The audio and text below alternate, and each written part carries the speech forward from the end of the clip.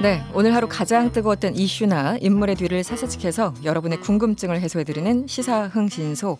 우리 소장님이시죠? MC 장원님 어서 오세요. 네, 안녕하세요. 시사 전하는 개그맨 시그맨 MC 장원입니다. 반갑습니다. 네, 이란이 이라크 내에 있는 미군 기지에 대해서 미사일 공격을 했습니다. 예고했던 대로. 오늘은 이 얘기를 좀 해봐야 되겠는데요. 일단 어떤 일이 있었던 건지 간단하게 정리 좀 해주시죠. 네, 많은 분들이 놀라셨을 것 같습니다. 네. 우리 시간으로 오늘 아침 7시 반, 현지 시각으로 새벽 1시 반, 이란의 혁명수비대가 이라크에 있는 아인 아사드 공군기지와 에르빌 미군기지 이렇게 두 곳을 공격했습니다. 두 차례에 걸쳐 지대지 탄도미사일로 공습했는데요. CNN은 최소 12발이다. 폭스뉴스는 15발이다. 이렇게 보도하고 있는 것으로 봐서 어쨌든 10여 발의 미사일이 발사된 것으로 보입니다. 네. 지금 유튜브로 보시는 분들은 이 발사된 미사일이 밤하늘에 불빛처럼 혹은 별빛처럼 이 보이는 모습 아마 보실 수 있을 것 같은데요. 공격한 시간이나 이 작전명에서 이번 어떤 공격, 미사일 공격의 성격을 명확히 알 수 있죠. 네, 그렇습니다. 네. 공습이 있었던 시간은 바로 미국이 이란 군부의 2인자 술레이마니를 공습했던 네. 바로 그 시각이었습니다. 네. 그러니까 같은 시각에 맞춰 공습을 한 겁니다. 또 어제 50여 명이 압사당할 정도로 추모 분위기가 광적이었던 이 술레이마니 장례식장에서도 이란의 주요 인사들이 보복을 강하게 천명했거든요. 네. 또한 공격 이후 이번 작전명을 순교자 술레이마니라고 공개해서 보복의 성격이 강하다 이렇게 볼 수 있겠습니다. 네. 이란 측에서 이번 공격에 대해서 더 자세하게 설명을 했다거나 그런 건 없었습니까? 네, 이란의 자비드 자리브 외무장관이 트위터에 글을 남겼는데요. 읽어드리자면 이렇습니다. 이란은 유엔 헌장 제51조에 명시된 자위권에 따라서 미국이 우리 시민들과 공직자들을 공격한 데 대해서 적절한 조치를 취하기로 했다. 즉 이번 공격을 자위권 발동 차원이라고 설명을 한 거고요. 네. 우리는 사태가 악화되거나 전쟁으로 번지는 걸 원하지 않지만 어떤 위협에도 스스로를 보호하겠다 이런 말을 덧붙이기도 했습니다. 기본적으로 이번 미사일 공격은 자위권 발동, 국제법에서 보장되는 것이고 네. 그럼에도 불구하고 전쟁으로 번지는 것까지 원하지 않는다 이런 뜻이네요. 네, 그렇습니다. 보기에 따라서는 그렇게 해석될 수 있을 것 같은데요. 관련해서 국립외교원 인남식 교수가 본인 SNS에 이런 분석을 했습니다. 네. 요약해드리자면 우선 아직 미군 등 미국인의 인명피해가 있다는 소식이 들리지 않고 있고 CNN에 따르면 사전에 충분한 경고가 있어서 미군이 비교적 안전하게 지하 벙커로 대피할 수 있었다. 이런 보도도 나오고 있고 이런 가운데 이번에 쏜 탄도미사일 자체가 가장 구식이었고 특히 아르빌에 떨어진 미사일은 아예 불발탄이었다는 정보도 있거든요. 네. 이런 걸 종합해 볼 때 이번 공격이 이란에 분노한 국내 여론을 잠재우기 위한 성격도 있었고 이번 공격으로 우리의 복수는 끝났고 전쟁은 원하지 않는다. 이런 대외 메시지를 계속해서 내놓고 있기 때문에 이번 사태가 이렇게 진정될 수도 있다. 이런 분석이었습니다. 관건은 미국의 반응이겠네요. 네. 네. 트럼프 대통령의 반응이 제일 중요할 텐데요. 원래 트럼프 대통령이 현지 시각으로 오늘 밤, 그러니까 우리 시간으로는 아마 오늘 오전쯤 됐을 것 같은데요. 긴급 기자회견을 통해 입장을 밝힐 예정이었는데 다시 현지 시각으로 내일 아침에 성명을 발표하겠다 이렇게 이야기했습니다. 네. 지금 워싱턴 시간이 대략 새벽 4시 15분쯤 됐으니까요. 아마 저희 방송이 끝나고 난 이후에 성명이 나올 것으로 보입니다. 네. 트럼프가 어떤 발언을 할지 굉장히 궁금한데 미국인에 대한 인명피해가 있느냐 이 여부가 제일 중요하지 않겠습니까? 그거에 네. 따라서 아무래도 대응 수준이 좀 달라지겠죠? 네, 그렇습니다. 트럼프는 트위터를 통해 지금까지 피해와 사상자를 추산해보고 있는데 All is well, so far so good. 그러니까 모든 것이 괜찮다, 아직까지는 좋다 네. 이런 글을 남겼어요. 아까 말씀드린 대로 미국 언론에서도 이라크인 피해는 있지만 미국인 사상자는 없는 것으로 보인다 이렇게 보도를 하고 있습니다. 다만 이란 국영TV는 이번 공격으로 미군 80명이 사망했고 미군의 드론과 군사장비 등에도 심각한 피해를 입혔다고 말하면서 트럼프의 트윗이 미국이 입은 피해가 별거 아닌 것처럼 보이려고 한 행동이다 이렇게 주장을 했습니다. 미국과 이란이 싸우는데 왜 이라크 사상자가 나오는 건지 참 네. 어이가 없네요. 어찌됐든 누가 뭐 어떤 쪽이 맞는지 모르겠지만 이 트럼프의 기자회견을 보면은 대략 윤곽이 나올 것 같고요. 네. 근데 이런 와중에 우크라이나 비행기가 이란에서 추락해서 사람들을 더 놀라게 했습니다, 오늘. 네, 맞습니다. 이번 공격 이후 이란의 테헤란 국제공항에서 이륙한 우크라이나 항공 소속의 보잉 737 여객기가 추락했고요. 이 사고로 탑승객 176명 전원이 사망한 것으로 알려졌습니다. 네. 일각에서는 이란이 미군기로 오인해서 미사일로 격추시킨 거 아니냐 이런 이야기가 퍼지기도 했는데요. 네. 아직 정확한 원인이 밝혀진 건 아니지만 이란 정부의 설명과 이 항공기 운항 정보 사이트에 포착된 해당 비행기의 항적 등을 감안했을 때 기체 결함으로 인한 사고일 가능성이 높아 보인다고 합니다. 네. 이란의 격추설 등은 아직 외신에서도 언급하고 있지 않으니까요. 우리 포털뉴스 댓글만 보고 이러다가 진짜 더 큰일 나는 거 아니냐 이렇게 걱정하시는 분들은 조금 더 자세한 정보가 나올 때까지 침착하게 기다리시면 좋을 것 같습니다. 네.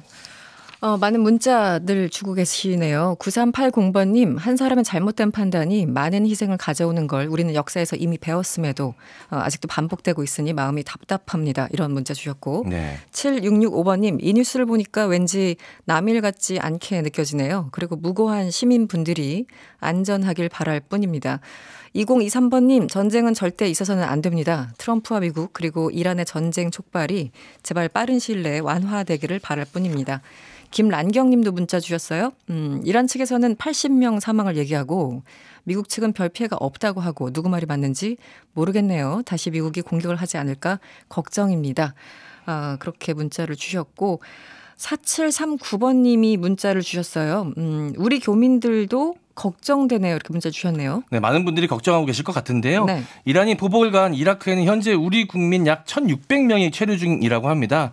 이라크가 여행 금지 국가여서 관광객들은 아니고요. 대부분 각종 프로젝트를 수주한 대형 건설사 직원들인데요. 네. 네, 외교부는 교민들이 머무는 지역이 이란의 공습을 받은 미군 기지와는 150km 이상 떨어져 있어서 당장 영향은 없는 것으로 판단된다고 밝혔습니다.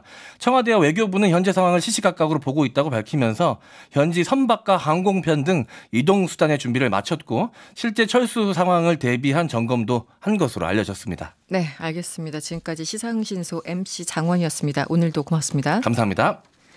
네, 바로 이어서 이 문제를 조금 더 깊게 짚어보겠습니다. 한동대학 박원곤 교수 연결했습니다. 교수님 나와 계시죠? 예, 안녕하세요. 네, 안녕하세요. 예. 이란 정부군이 예. 이 미국에 대한 강력한 보복은 계속될 것이다. 군인들의 추가 희생을 막기 위해서는 철군하라 이렇게 미국에 얘기를 했고요. 다음 예. 표적으로 두바이 그리고 이스라엘 하이파를 직접적으로 지목하기도 했습니다. 예. 정말 미군이 철수하지 않으면 추가 보복을 감행할까요? 어떻게 전망하십니까?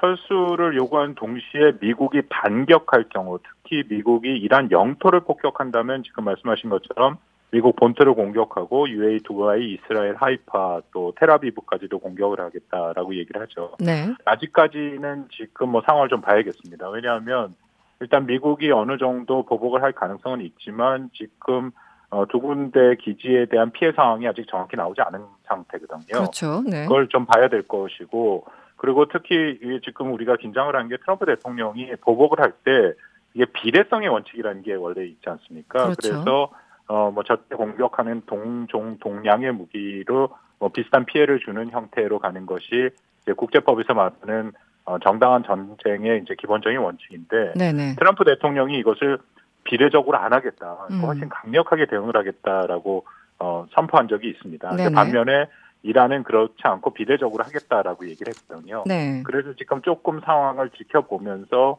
이것이 어느 정도로 지금 발전하게 될지를 좀 봐야 된다라고 생각이 됩니다. 구체적으로 아까 조금 그 상황을 봐야 된다고 말씀하셨는데 지금 당장 예. 이런 거잖아요. 그 이란에서는 미군 80명이 사망했다라고 주장을 하고 있고 네. 미국 측에서는 공식적으로 사망자가 아직은 없는 것으로 알려지고 있어요. 네. 실제 미군이 사망을 뭐 한 명이 됐든 10명이 됐든 이런 사망 소식이 들려온다면 트럼프 대통령의 어떤 대응 수위가 완전히 달라질까요? 아니면은 답은 정해져 있는 걸까요? 대응 수위가 매우 달라지죠. 매우 달라집니까? 미국에 사망자가 있다라면은 매우 달라지는데요. 아마 금세 그 정확한 정보가 공개가 될 것 같은데 현재까지 트럼프 대통령은 일단 괜찮다라는 얘기를 올려서 네네. 그리고 지금 미국 측에서 나오는 얘기에는 사망자가 없다라고 얘기를 합니다. 그래서 그렇죠. 만약 사망자가 없다면 미국의 대응 순위가 좀 달라지겠죠. 그렇지만 사망자가 있으면 대응 순위가 훨씬 높아지고요. 그리고 시작이 된 거를 좀 한번 우리가 다시 보면 솔레이마니 사령관이 미국이 공격하게 된 첫 시작이 솔레이마니 사령관 휘하에 있는 이라크 내에는 이란 시아파 민병대가 있습니다. 그 민병대가 미군 기지를 공격해서 미국의 민간인 한 명이 사망을 했거든요. 그랬었죠. 네. 예, 그 상황에 대해서 미국이 다시 공격을 해서 그 시아파 민병대 기지를 그 민병대 25명이 사망한 걸로 알려집니다. 네네. 그러니까 그 의미는 미국의 민간인이던 미군이 사망하게 되면은 거기에 대해서 미국은 확실하게 보복 공격을 할 가능성이 높다라는 거죠. 그래서 상황을 좀 봐야 된다라고 말씀을 드린 겁니다. 미군 측에서 한 명이 죽고 그다음에 미국이 다시 공격을 해서 그쪽 네. 그 민병대가 25명이 죽었으면 네. 그 이후로 좀 상황이 진전됐어야 되는 것인데 네. 사실 군으로 따지면 1인자를 지금 사실상 암살하는 거잖아요. 그런 상황에서 앞으로 어떻게 될지 조금 더 봐야 될 것 같긴 하네요. 네. 그 미국 네. 예. 더불어서 이게 이란과 지금 미국의 관계가 서로 간에 워낙 적대 관계가 오래됐습니다. 그렇죠. 기억들 하실지 모르겠지만 79년에 그 이란이 혁명, 이란 그 이슬람 혁명이 일어나면서 바그다드에 있는 그 이란의 그 주한 미군들, 그러니까 미국의 대사관을 점령을 해서 이 대사관의 인질 사건이 있었거든요. 1년 이상 된 거고요. 네. 미국 사람들 속 속에 굉장히 트라우마로 많이 남아 있죠. 네. 그 다음부터 그때부터 미국과 이 이란과의 관계는 적대시 관계가 있었기 때문에 이란이 뭔가를 한다면은 미국은 어떻게 보면 필요 이상의 그런 강력한 대응을 하는 그런 모습들도 분명히 있고요. 네. 더불어서 이스라엘과의 관계도 있습니다. 네. 중동 지역에서 가장 핵심적인 두 앙숙은 이스라엘과 이란이거든요. 네. 네. 공공연하게 이스라엘과 이란은 서로가 이 지구상에서 없어져야 할 국가다라고 얘기를 하고 있고요. 네. 아까 잠깐 말씀하신 것처럼 그렇기 때문에 이란이 지금 미국과의 이런 어떤 갈등이 있는데 이스라엘을 공격하겠다라고 얘기하는 것도 그런 연장선상이 있고요. 네. 또 이스라엘과 미국은 워낙 특별한 관계이기 때문에 네. 이스라엘이 미국 정책에 적지 않은 영향을 줍니다. 네. 그러니까 지금 이게 앞으로 어떻게 발전되는가에는 분명히 또 이스라엘 요소도 있다. 우리가 그렇게 좀 판단을 해야 되겠습니다. 네, 중동 문제는 워낙 얽히고 설킨 그런 변수들이 많아서 네. 네. 알겠습니다. 사실은 중요하고 가장 궁금한 건 트럼프가 네. 아까 말씀하신 것처럼 과거의 어떤 역사 때문에 트라우마가 있어서 레드라인을 밟은 상황에서 이렇게 공격을 할 수밖에 없었다라고 설명을 하셨지만 트럼프 자체가 직면하고 있는 국내 정치 사정이 있지 않습니까? 뭐 탄핵 국면 등등 이런 것들이 영향을 얼마나 미쳤을까요? 저는 적지 않게 영향을 줬다라고는 생각을 합니다. 특히 솔레이마니 사령관을 공습하는 것은 탄핵과 아주 밀접하게 연관이 돼 있다라고 생각이 되거든요. 이미 알려졌습니다만 솔레이마니 사령관에 대해서는 미국이 이전부터 꽤 오랜 기간 동안 이 작전을 수행할지 안 할지 여부를 판단을 좀 미뤄온 상태인데 공교롭게도 이 시점에서 작전을 시행을 해서 결국 공습을 했다라는 것은 지금 트럼프 대통령이 하원에서 탄핵이 통과되고 지금 상원을 기다리고 있지 않습니까? 이런 국면을 좀 바꿔보려고 하는 의지도 분명히다. 미국 같은 경우에 이런 외부 특히 이란에 대해서 미국민들이 적대 감정이 분명히 있습니다. 그렇죠. 그렇기 때문에 이런 식으로 긴장이 고조되면 또 트럼프 대통령을 중심으로 해서 또 모이는 그런 여론이 형성될 수도 있거든요. 트럼프 대통령이 그런 것도 아마 계산을 했다라고 생각을 합니다. 장기적으로 봤을 때 대선 국면만 봤을 때는요. 지금 이란과 이런 급격한 어떤 갈등 상황이 트럼프한테 유리할까요? 불리할까요? 대선을 앞두고 있는 시점에서. 이게 어떻게 발전되느냐에 따라서 굉장히 다른데요. 특히 미국이 공격하는 것도 중요하지만 이란이 지금같이 미국의 시설에 대해서 공격을 하고 미국인 피해자가 나타나기 시작해서 확전이 된다라면은 이거는 트럼프 대통령은 이제 전시 상태에 들어가는 상황에 준하지 않습니까? 그러면 미국 사람들은 이제 미국민들은 전시 상태에는 현 대통령을 지금 지지하는 모습들이 보이기는 하죠. 그래서 아직은 좀 조심스럽습니다. 이게 어떻게 발전될지 여러 가지 변수가 많기 때문에 그렇지만 만약 이것이 정말 확대되고 확전 형태로 간다면 글쎄요 조심스럽게 트럼프 대통령 재선에 좀 유리하지 않을까 그렇게 판단합니다. 그 9/11 이후에 당시 부시 대통령에 대해서 지지율이 굉장히 올랐던 것처럼 트럼프도 같은 효과를 누릴 수도 있을 것이다 이렇게 보시는 거겠네요. 근데 그때는 조금 더 상황이 다른 게 말씀드린 것처럼 이란에 대해서 미국민들이 감정이 안 좋긴 하지만 9.11 테러 자체는 워낙 그 테러 조직 아닙니까? 그거는 전 세계가 다 불탄하는 상태였고 미국 4,500명 가까이 희생이 있었던 다 민간인들이죠. 그러면 이거는 당연히 그것에 대한 응징에 대해서는 뭐 심지어는 북한까지도 거기에 대해서 동의를 한 그런 모습들이 있었거든요. 네. 근데 지금 이 상황에서는 미국의 책임이냐 이란의 책임이냐 서로의 책임 공방도 있기 때문에 네네. 미국 내에서도 조금 조심스러운 목소리들도 분명히 있죠. 네. 이거는 지금 어떻게 전개되느냐. 정말로 뭐 예를 들어서 이란이 미국 본토를 어떤 방식으로든 공격을 한다든지 네. 그런 상황으로 확전이 된다면은 모르겠지만 지금 상황에서는 좀 판단하기 조금 이르다라고 생각합니다. 기본적으로 전면전에 대한 가능성은 양쪽 다 지금 꺼려하는 거 아니겠습니까? 이 지금 그렇습니다. 예, 네. 이란에서도 공식적으로 전면전까지 원하지 않는다라고 얘기를 하고 있고 우리는 비례적으로 공격했을 뿐이다라고 얘기하고 있고 네. 미국에서도 지금 선거 앞두고 전면전까지는 굉장히 부담스러울 것 같은데 어떻게 보십니까? 그렇습니다. 뭐 전면전은 제 생각에 특히 이란의 입장에선 전면전을 해서 미국한테 이길 수가 없죠. 그런 분명히 현실적인 한계도 있고 그렇지만 네. 우리가 긴장을 늦추면 안 되는 게 인류 역사상 중요한 전쟁의 대부분은 딱 전면전을 하겠다 하고 선전포고하고 시작돼서 거기까지 발전한 것이 아니라 네. 지금같이 이른바 주고받기식으로 하다가 보니까 이게 서로 간의 오인과 오해가 쌓이면서 점점 확대돼서 전면전으로 가는 거거든요. 네. 지금 같은 상황에서 이란이 쏴서 미군의 기지가 공격을 받아 여기에 사망자가 적지 않은 숫자가 나왔다. 그러면은 미국은 당연히 이것에 대해서 이란에 대해서 공격을 하게 되고, 그럼 이란은 또 거기에 대해서 대응 공격을 하게 되고, 그렇게 되면 이제 전면전의 가능성이 있는 거죠. 한 가지 만약에 희생자가 나왔는지는 뭐 근데 밝혀지겠습니다만 만약에 나왔다면 미국이 즉각적으로 공습을 했을 가능성은 좀 있거든요. 그렇게 되면 이제 확전이 되는 거죠. 알겠습니다. 유호용님이 문자를 주셨는데요. 이란이 핵도 보유했다고 하는데 사실인가요? 이런 문자를 주셨어요. 아마 오늘 그 이란 핵 발전소 부근에서 지진이 일어났다. 그런 뉴스를 접하시고 혹시 어떤 분들은 자연적인 어떤 지진이 아니라 핵실험을 한 거 아닌가 이렇게 또 걱정하시는 분들이 있거든요. 어떻게 보십니까? 그 2015년에 이란 핵 합의, 포괄적 행동 계획이라는 것을 사실 미국과 5개국과 맺었죠. 그래서 이란은 현재 2015년 이후에는 핵 발전, 핵무기 개발은 다 중지된 상태입니다. 네. 그래서 지금 이란은 핵을 보유하고 있지 않지요. 알겠습니다. 일단 그 핵 테스트는 아닌 것으로 일단은 그렇게 이해를 할 수 있을 것 같고요. 비밀리에 뭔가 또 프로그램을 했다라고 이스라엘이 계속 주장을 하고는 있는데 지금 이 시점에 거기까지 갈 거라고는 좀 어렵다고 생각합니다. 시점이 조금 그렇습니다. 이걸 한번 여쭤보고 싶습니다. 이 방위비 분담금 많이 내야 된다라고 우리나라 그 정치권 인사들 직접 불러다가 압박했던 이 주한 미국 대사가요. 해리스 대사죠. 이제 이번에는 이제 호르무즈 파병을 다시 한번 요청했습니다. 이 문제는 어떻게 우리 정부가 풀어가야 될까요?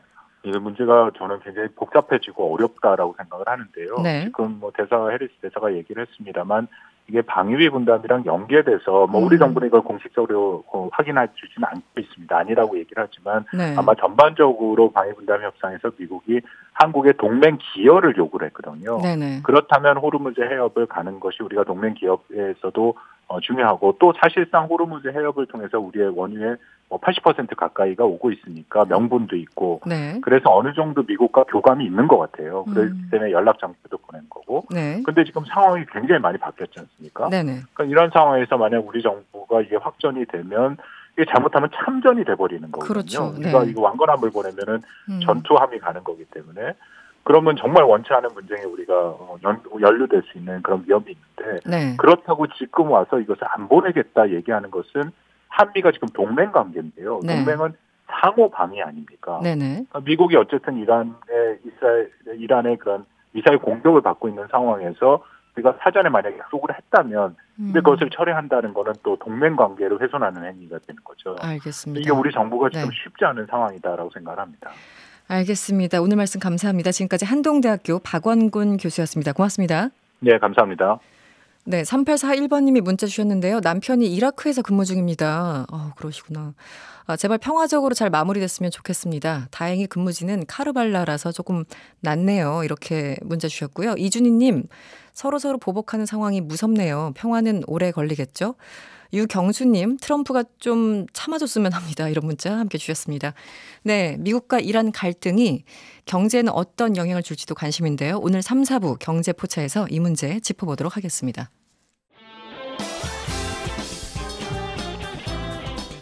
여러분의 퇴근길을 꽉 채워드립니다. 평일 저녁 6시 5분 이승원의 세계는 그리고 우리는